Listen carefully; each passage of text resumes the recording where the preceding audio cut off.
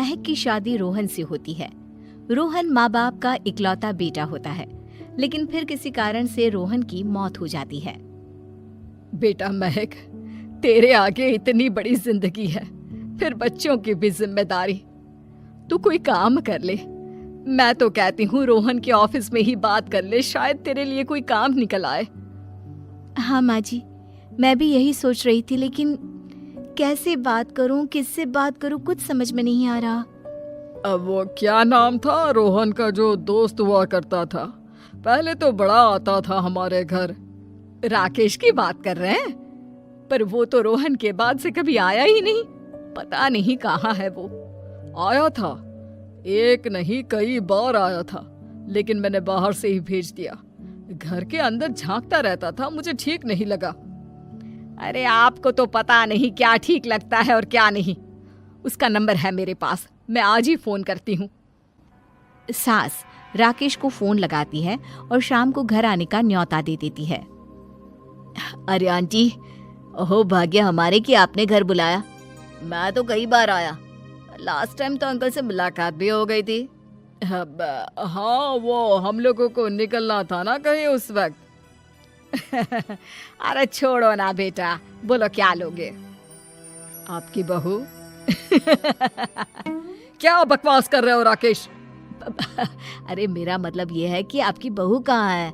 भाभी जी के हाथ की चाय की बस एक प्याली मिल जाती तो। महक चाय लेकर आती है, लेकिन वो जैसे ही राकेश की ओर देखती है, उसे राकेश पसंद नहीं आता। वो अंदर जाने को होती है कि अरे भाभी जी कहाँ जा रही हैं? बैठिए तो सबके साथ। जी नहीं, बच्चों को खाना खिला रही हूँ, आप माँ जी से बात करें ना। अंदर जाने के बाद सास कहती है, अरे बेटा राकेश, वो क्या है ना, वैसे तो तेरे अंकल जी की पेंशन आती है, साथ ही ऊपर 2 मंजिल मकान से किराया भी, तो हम लोगों का तो अच्छा चल जाता है। लेकिन महक, उनकी चिंता आप न करें आंटी, आदेश दें बस आप तो। देखो भाग्यवान, रहने दो, कोई बात नहीं, मैनेज हो जाएगा। अरे क्या मैनेज हो जाएगा अंकल, हमें भी बता दें। आप चुप रहिए जी। अब वो क्या है ना राकेश, तुझे तो पता है कि रोहन के 2 बच्चे हैं, उनकी पढ़ाई लिखाई का खर्चा बहुत है। हम ये चाह रहे थे कि रोहन के ऑफिस में महक को भी अगर कोई काम मिल जाता तो।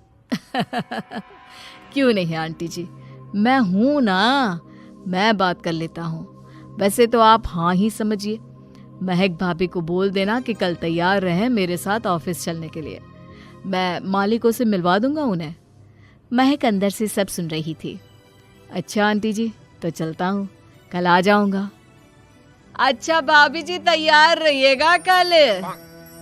राकेश तो चला जाता है, लेकिन ससुर सास पर बरस पड़ते हैं। मुझे ये आदमी एक पैसे का पसंद नहीं है। तुम इसे बोल दो कि हमें कहीं नहीं करवानी बहू से कोई नौकरी। अरे क्यों नहीं करवानी? सारा पैसा मैं इसके बच्चे और इसी पर उड़ा दूंगी, तो मेरी बेटी को क्या दूंगी?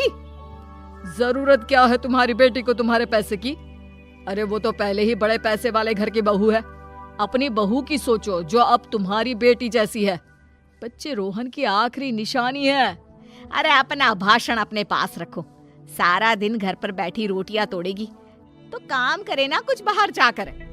बहू सब सुन रही होती है। वो अगली सुबह बिना मन के तैयार तो हो जाती है, लेकिन जैसे ही राकेश आता है, क्या बात है भाभी जी, रेडी हैं? तो फिर चले डेट पर, मतलब इंटरव्यू पर। महक सामने आती है कि सामने ससुर जी खड़े होते हैं। हाँ महक बेटा, आओ चलते हैं, मैं भी चल रहा हूँ। ससुर को तैयार देखकर राकेश का चेहरा बन जाता है। अंकल जी, आप परेशान हो जाएंगे। अरे रहने दीजिए ना, धूप भी बहुत है। वैसे भी स्कूटर में तो 2 लोग ही बैठ सकते हैं ना। तो तुम चलो, मैं बहू के साथ अपनी कार से आ जाता हूँ। महक ससुर जी को देखकर खुश हो जाती है, उसे शांति हो जाती है। वो लोग रोहन के ऑफिस जाते हैं, जहाँ बॉस कहते हैं, नमस्ते अंकल। नमस्ते महक, कैसे हैं आप लोग? रोहन का सुनकर बहुत दुख हुआ अंकल, वैसे कैसे आना हुआ? बेटा, क्या हमारी बहू के लिए तुम्हारी ऑफिस में कोई काम मिल सकता है? हमने राकेश से इसी सिलसिले में तुमसे बात करने को कहा था, उसी के कहने पर हम दोनों तुमसे मिलने आए हैं। राकेश ने तो कोई बात नहीं की, ऊपर से उसने तो आज की छुट्टी ले रखी है, ऑफिस भी नहीं आया, बोल रहा था जरूरी काम से जाना है। महक और ससुर एक दूसरे को देखने लगते हैं। वैसे महक क्या किया है आपने? आई मीन इंग्लिश कैसी है आपकी? महक बॉस से अपनी पढ़ाई लिखाई और क्वालिफिकेशन के बारे में सब कुछ बताती है। ग्रेट, आपके लिए काम तो है लेकिन ऑफिस में नहीं। सर मेरे बच्चे छोटे हैं, मैं फील्ड में काम नहीं कर सकती हूँ। मतलब वो काम घर से करना है, घर से रहकर बच्चे भी देखें और घर भी देखें, लेकिन हाँ काम जरूर से करें। वो काम डाटा एंट्री का है, तो जब भी वक्त मिले काम करें, और इसके हम आपको अच्छे पैसे भी देंगे। महक बॉस की बात सुनकर खुश हो जाती है, उन्हें थैंक्स बोलकर घर आ जाती है। किसके साथ भेज रही थी तुम महक को? अरे वो कमीना, उसने तो ऑफिस से छुट्टी ले रखी थी, बात भी नहीं की थी उसने बॉस से बहू के काम के लिए। वो तो अच्छा हुआ कि मैं साथ में चला गया। हाँ ठीक है, नौकरी मिल गई ना, इतना ही काफी है। समय बीतता है और एक दिन फिर दरवाजे पर दस्तक होती है। घर पर कोई नहीं था। महक दरवाजा खोलती है, देखती है तो सामने है राकेश। नमस्ते भाभी जी।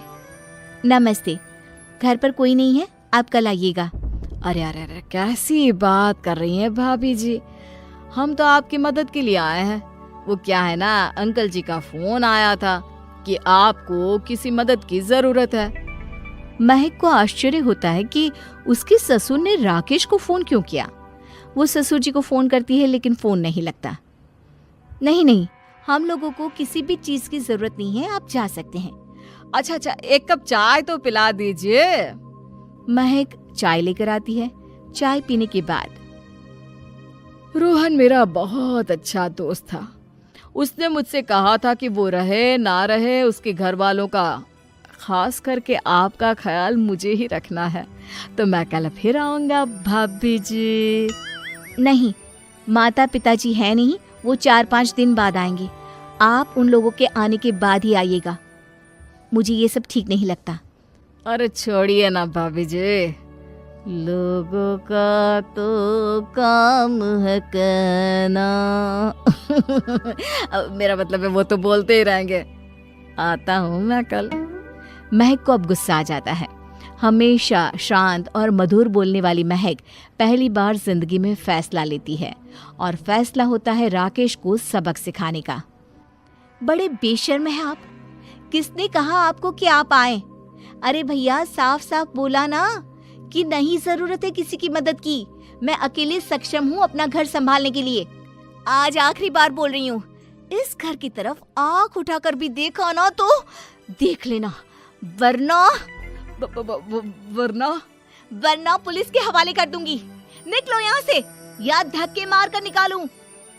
पुलिस का नाम सुनते ही राकेश वहां से 9-2-11 हो जाता है, और महक को अपने फैसले पर गर्व होता है।